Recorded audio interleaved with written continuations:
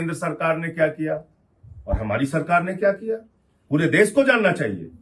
हम तो खुली चुनौती देते हैं, चर्चा कराइए सदन में। मैं बताऊंगा कि केंद्र सरकार और हरियाणा सरकार का क्या रवैया है दिल्ली के लोगों के प्रति, वो किस तरह से दिल्ली को बर्बाद करने में जुटे हैं। मैं आपको आंकड़ों सहित बताऊंगा, लेकिन कराइए चर्चा। कांग्रेस पार्टी लेके आ रही है, तो आपको लगता है कहीं मैं कह रहा हूं कोई पार्टी लेके आए, आप चर्चा कराइए सदन में, हम तैयार हैं। वक्त भी आना है और वक्त के मामले संभल का जो मामला आपने बताया, पूरा प्रकरण उठा के देखिए कैसे हुआ। मथुरा में सर्वे हुआ, कोई हिंसा नहीं हुई। काशी में सर्वे हुआ, कोई हिंसा नहीं हुई। ये सरकार प्रायोजित हिंसा है, ये साजिश के तहत कराई गई हिंसा है। एक ही घंटे में निर्णय आ जाता है बगैर दूसरे पक्ष को सुने, और एक ही घंटे में सर्वे शुरू हो जाता है। ऐसा किसी आम आदमी के विषय में न्यायालय की कार्रवाई और प्रशासन की कार्रवाई आपने देखी है? तो ये सरकार प्रायोजित हिंसा है। उत्तर प्रदेश की सरकार बराबर चाहती है कि उत्तर प्रदेश बर्बाद रहे, वहां हिंसा हो, दंगे हो, फसाद हो, नफरत की भाषा हो, बुलडोजर हो, जिससे यूपी बर्बाद हो। क्यों नहीं जाता अमित शाह का बेटा ऐसे मामलों में? वो तो हजारों करोड़ रुपए का धंधा कर रहा है और हमारे नौजवानों को लगा रखा है धर्म के नाम पे जाओ झगड़ा करो। इसमें कौन बर्बाद हो रहा है? क्या किसी बीजेपी के नेता का लड़का बर्बाद हो रहा है?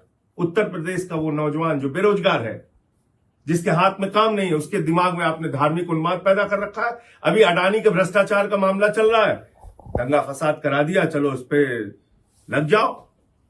तो इसलिए ये सरकार प्रायोजित हिंसा है, गहरी साजिश के तहत की गई हिंसा है, और उस पूरे प्रकरण की न्यायिक जांच होनी चाहिए। हाई कोर्ट के मॉनिटरिंग में इस पूरे मामले की जांच होनी चाहिए, और कोई निष्पक्ष जज ऐसा देखकर जिससे न्याय की उम्मीद हो जांच कराई जाए, तो इसका दूध का दूध पानी का पानी जाएगा। 5 लोगों की जान अब तक गई है, जो जानकारी मिली है।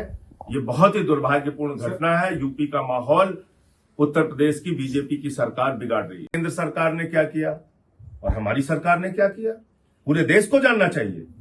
हम तो खुली चुनौती देते हैं, चर्चा कराइए सदन में।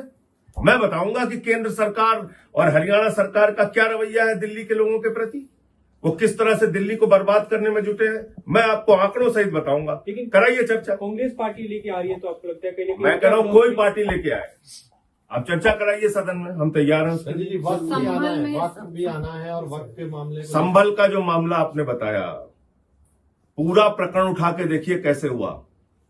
मथुरा में सर्वे हुआ, कोई हिंसा नहीं हुई। काशी में सर्वे हुआ, कोई हिंसा नहीं हुई। ये सरकार प्रायोजित हिंसा है, ये साजिश के तहत कराई गई हिंसा है। एक ही घंटे में निर्णय आ जाता है बगैर दूसरे पक्ष को सुने, और एक ही घंटे में सर्वे शुरू हो जाता है। ऐसा किसी आम आदमी के विषय में न्यायालय की कार्रवाई और प्रशासन की कार्रवाई आपने देखी है?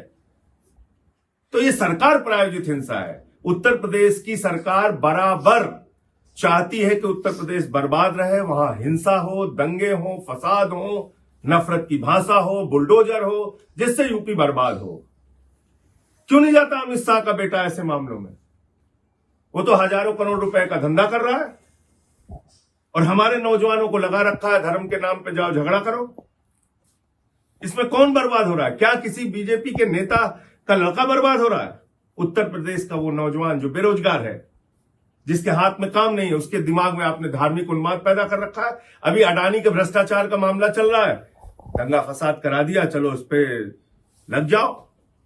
तो इसलिए ये सरकार प्रायोजित हिंसा है, गहरी साजिश के तहत की गई हिंसा है, और उस पूरे प्रकरण की न्यायिक जांच होनी चाहिए। हाई कोर्ट के मॉनिटरिंग में इस पूरे मामले की जांच होनी चाहिए, और कोई निष्पक्ष जज ऐसा देखकर जिससे न्याय की उम्मीद हो जांच कराई जाए, तो इसका दूध का दूध पानी का पानी जाएगा। 5 लोगों की जान अब तक गई है, जो जानकारी मिली है। ये बहुत ही दुर्भाग्यपूर्ण घटना है। यूपी का माहौल उत्तर प्रदेश की बीजेपी की सरकार बिगाड़ रही है।